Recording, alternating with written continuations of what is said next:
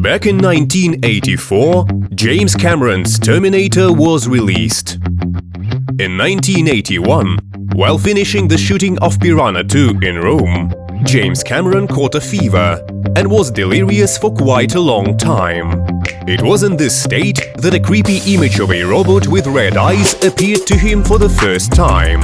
Also, it's believed that James got the idea for the film from the Twilight Zone episode Soldier, written by a science fiction author Harlan Ellison, who just a few years later won a plagiarism lawsuit. As a result of it, the Orion Film Company had to pay a huge compensation to the writer. Besides, words of gratitude were added to the end credits of the film. James Cameron wrote the screenplay back in 1982, in collaboration with his friend William Vischer. It took quite some time to find financing, as major film companies refused to take on the project. Eventually, the script was sold for a symbolic price of $1 to a novice producer, Gail Ann Hurd, Cameron's future second wife. They further refined the script together and received $6.4 million for the production. It was quite a modest sum of money by the standards of American cinema, but James had a dream, and he was going towards it. Initially, an actor and a baseball player, O.J. Simpson, was considered for the role of the Terminator, but the producers were concerned that he would not be taken seriously. Cameron also considered Michael Douglas and Tom Selleck for the role. The latter was almost approved for the role of the cyborg assassin, but because of the strict terms of his previously signed contract for filming the role of private detective Thomas Magnum, he was not allowed to play this role. Then Cameron began to develop the role of a robot for Lance Henriksen, because he thought that the Terminator must act stealthily, without standing out in the crowd. But the moment Cameron saw Schwarzenegger, he had an idea. As a result of this idea, Arnold got the role of the Terminator, and Henriksen got the small role of Detective Vakovich. Schwarzenegger began preparing for the role a month before filming. He based the physicality of the robot on the movements of the shark. Slow and precise movements, the distinctive turn of the head following the movements of the eyes. Nothing extra. Besides, the actor perfected his skills with weapons, being able to dismantle and assemble them even when blindfolded. In addition, Arnold tried to get used to the sound of gunshots, so that he could fire without blinking. As a result, the Terminator acts smoothly without giving itself away, but is too machine-like for a human. A huge number of applicants were considered for the role of Sarah, from Bridget Fonda and Jennifer Jason Leigh to Deborah Winger. Eventually, as we know, Linda Hamilton got the biggest role of her career. But the biggest debate was over the role of Kyle Reese. The filmmakers wanted the British singer Sting to play the role, but he refused, as he was already playing the role of Feyd-Rautha Harkonnen in the Hollywood blockbuster Dune, a much bigger budgeted film starring some of the biggest stars.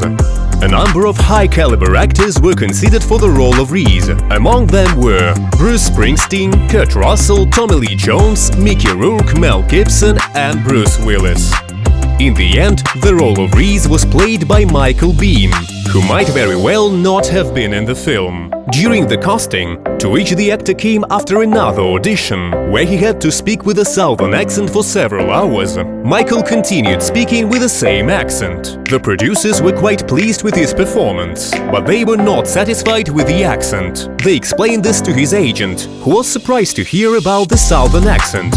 After a second audition, Biehn was approved for the role. Most of the filming was carried out from March to June 1984.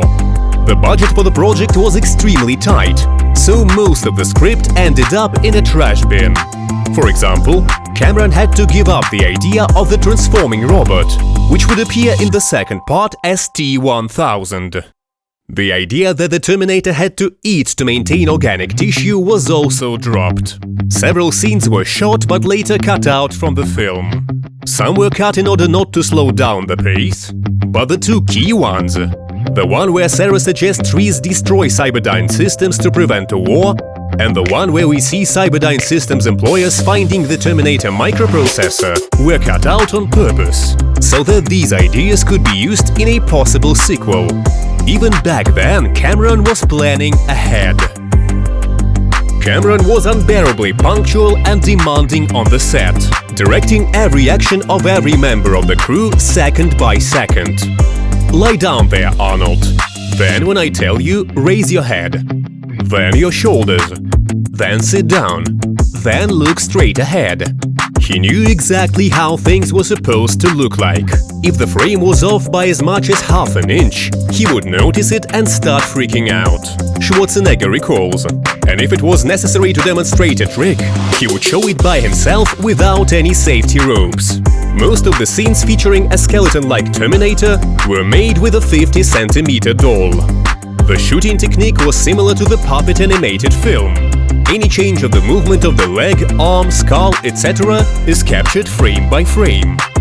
Then all the frames are stuck together, and you get pretty good special effects for the 1980s, with a briskly pacing robot. In total, there were less than a dozen such episodes, one of them being the most typical one, towards the very end of the film, with a robot getting out from under the truck that was engulfed in flames.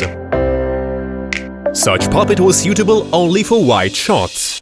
For the scenes where the viewer could see only the torso, head, arms or legs of the T-800, the crew designed several other life-size puppets. First we see a full-size mini puppet animated frame by frame. Then the viewer's attention is alternately focused on the face, the torso and the legs of the robot. The legs were the easiest thing to shoot. You just manually move all the pieces of metal and record everything on camera. The body, on the other hand, was a bit of a pain. It had to be moved either on the special cart or on the shoulders of the puppeteer. The face of Iron Arnie with a red robot eye was the hallmark of the film. The dummies were also part of the scene. There is a disgusting naturalistic scene in which the Terminator cuts out the damaged organic eye. The face of the puppet was made of silicone and dampened with water for extra liveliness. The face of Schwarzenegger himself, who appears periodically in the same episode in place of the artificial head, was also splashed with water, and the makeup was applied in an unnatural blue color. Some say that during the preview of the film, the actor himself could not distinguish between him on screen and his silicone dummy. It may very well be true, but to be honest, today the difference between the actor's real face and the silicone dummy in the film is very noticeable and catches the eye immediately. The gasoline truck that explodes in the final scene was a 2-meter-long model, whose explosion was filmed by accelerated shooting and then slowed down. Scenes from the future were filmed using miniature models, which were often far from perfect. But thanks to masterful lighting and competent directing, virtually everything in the movie still looks impressive even to this day. The phrase "I'll be back" was made up by Arnold himself, though in the script it sounded a bit differently: "I'll come back." But the actor improvised. Subsequently, it became very popular and has repeatedly held high places in the ratings quotes. The phrase has become a trademark of Schwarzenegger himself. He says it in 11 of his films and often uses it in public speeches. By the way, it was possible to obtain the computer vision of the Terminator by entering a simple command at the command prompt on the Apple II. The young composer Brad Fiedel worked on the music. He managed to create an incredibly cool musical theme that became the main musical theme for all the subsequent films. The first Terminator was made almost by hand, and at first it was positioned as a B-movie aimed at teenagers. However, it soon became a cultural phenomenon, loved by many people in all parts of the world. And then, in the early 1990s, Terminator 2: Judgment Day came out. One of the few exceptions to the rule, the sequel was not worse than the original, but much better. It represented the latest achievements in CGI and had a huge budget compared to the first movie. But that is another story, the one which we'll tell you soon. And that is all for today, guys. Don't forget to like and share your opinion down in the comment section. Thank you for watching and good luck!